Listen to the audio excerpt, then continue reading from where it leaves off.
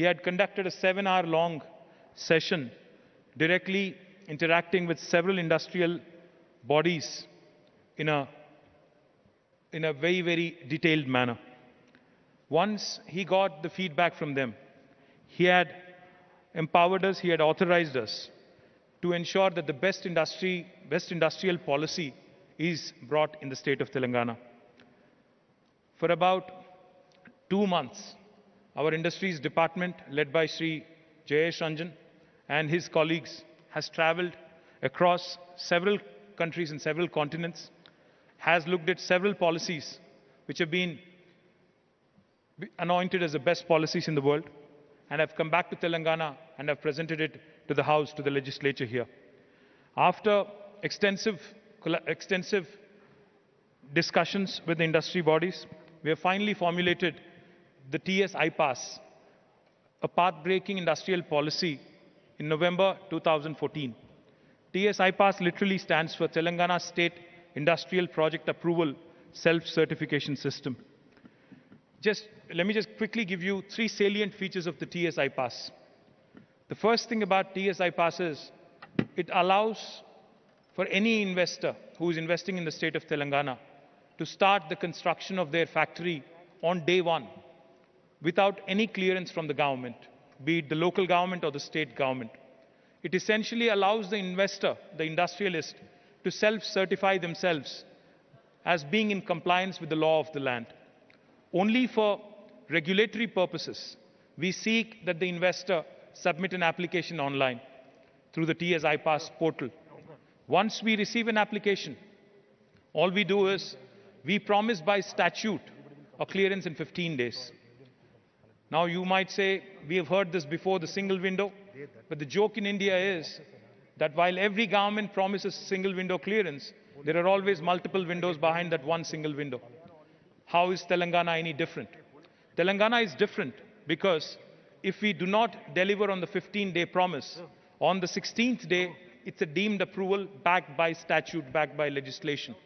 And also, from the 16th day, the Act empowers us to penalize our bureaucracy, including even an Indian Administrative Service officer, to a sum of rupees 1,000 per day if they are held responsible for holding up a clearance. Now, this is something that you will not hear from any state in India.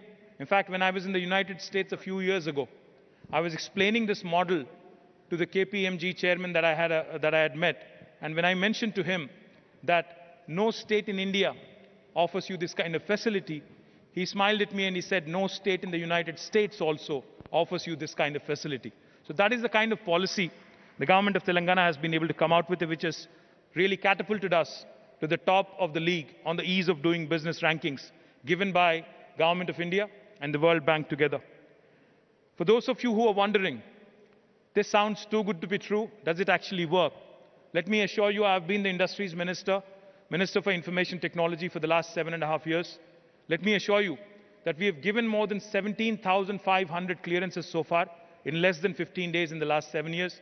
We have been able to attract more than 2,30,000 crores of rupees as investment, and we've also been able to create employment opportunities to more than 1.6 million people, 16 lakh people directly, and at least twice that number indirectly. So this policy not only is good on paper, but it actually works.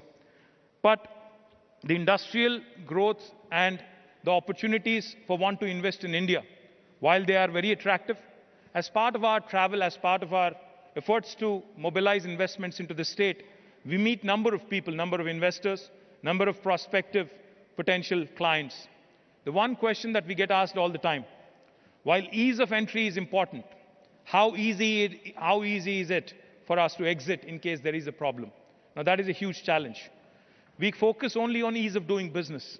But what's equally important also is to focus on reducing the cost of doing business, improving the quality of doing business. The focus and the obsession with ease of doing business, of course, is great. But I think it's time for us as a country, time for us as a nation to also look at lowering the cost of doing business. And I think that's exactly where the International Arbitration and Mediation Center that has been conceptualized and now being launched today in Hyderabad is a welcome move from the industry side. The most fundamental logic, as I was pointing out, behind the TS IPAS policy also was that the government implicitly is laying a lot of faith in the investor who are making a lifelong decision to invest in the state of Telangana. Now, if we are also able to give the confidence to the investors that not only will you have an ease of entry, but also in case of a dispute, in case of a problem, you will also be able to exit this situation very quickly. I think it will also help India attract a lot of business. I'm happy that the center will start functioning from the 18th of this month. My request to the CEO and the entire team of office bearers of this center is that you should start popularizing, you should start talking more about the center and its activities, and you should start engaging with the local ecosystem. You should start talking to CII, you should start talking to the federations, industry bodies such as FETAPSI, FICCI, and NASSCOM, HYCIA, and several others. I assure you that Government of Telangana, led by our Honorable Chief Minister, will stand with you arm to arm and will ensure that you will receive all the required support from us, from the government, and we will continue that this institution will become extremely beneficial, not just to the investor community, but also to the state in terms of attracting more and more investments. But I'm also conscious of one very important thing.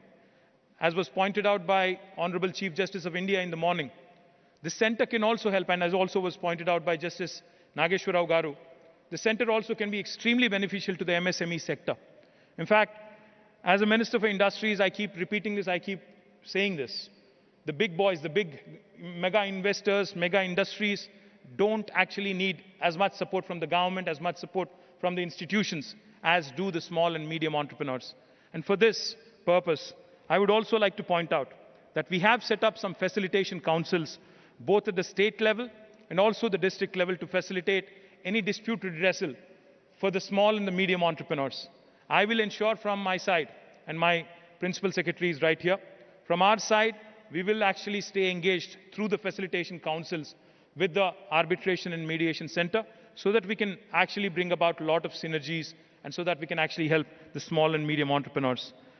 I look forward to the launch of the center, and I look forward to continued engagement with the center. Thank you very much for this lovely opportunity.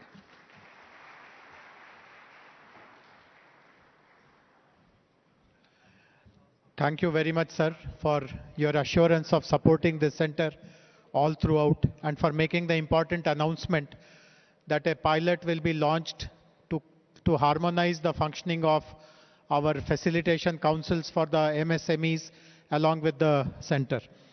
I now request Honorable Justice R.V. Ravindran Garu, former Judge of the Supreme Court of India and a life trustee for the IAMC,